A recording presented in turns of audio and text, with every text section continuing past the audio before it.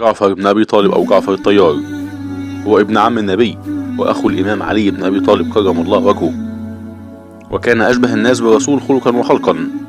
أسلم قبل دخول النبي دار الأرقم، وأسلمت معه في نفس اليوم زوجته أسماء بنت عميس، وهاجر الهجرتين الحبشة والمدينة، وسوف نتحدث عن تفاصيل حياته في الحلقة.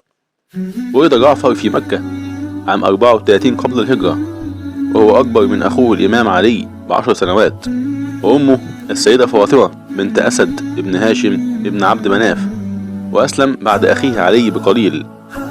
ولما اشتد الاضطهاد ضد المسلمين فأشار عليهم سيدنا محمد بالهجرة للحبشة، فهاجر مع المسلمين للحبشة هو زوجته أسماء بنت عميس، وكان له ابن اسمه عبد الله.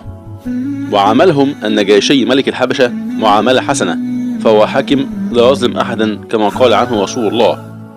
وقد خاطب جعفر الملك الحبشي النجاشي، واستطاع إقناعه بالأمر الذي بعث فيه وهو الدين الإسلامي، وبين له الصورة المشرقة للدين الإسلامي، والتي كانت هي الحقيقة التي حاولت قريش تضليلها.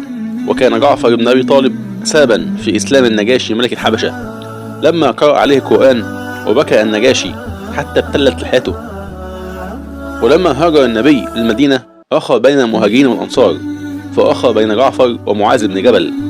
وقدم جعفر على الرسول محمد يوم فتح خيبر، فقبل الرسول بين عينيه، وفرح النبي بقدومه فرحا شديدا. وكان جعفر يتصف بجوده وكرمه وكثرة إنفاقه في الخير، ويتصف بعطفه على المساكين، حتى إن رسول الله لقبه بأبي المساكين لكثرة عطفه وحنوه عليهم. واتصف بالشجاعة والإجدام، وخاصة في غزوة مؤتة التي قامت سنة 8 هجريا بين المسلمين والروم. وأخبرهم النبي بأن إذا أصيب قائدهم الأول زيد ابن حارثة فجعفر بن أبي طالب، فإن أصيب جعفر فعبد الله بن رواحة. وكان المسلمين 3000، وكان الروم يفوقونهم عدة وعتاد حوالي 100,000. والتقوا بقرية يقال لها مؤتة واقتتلوا، فقاتل زيد بن حارثة براية الرسول حتى سال دمه فمات.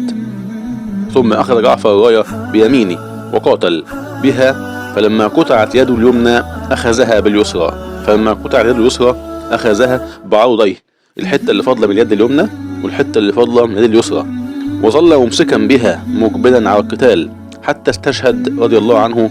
وقد وجد في جسده 90 ما بين طعنة ورمية، وقد عوضه الله تعالى عن يديه يومئذ بجناحين يطير بهما في الجنة مع الملائكة، لذلك لقب بجعفر الطيار.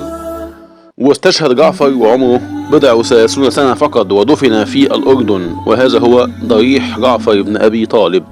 وبكده تكون حلقتنا انتهت النهاردة، واللقاء مع حلقة جديدة وصحابي جديد قريبا، والسلام عليكم ورحمة الله وبركاته.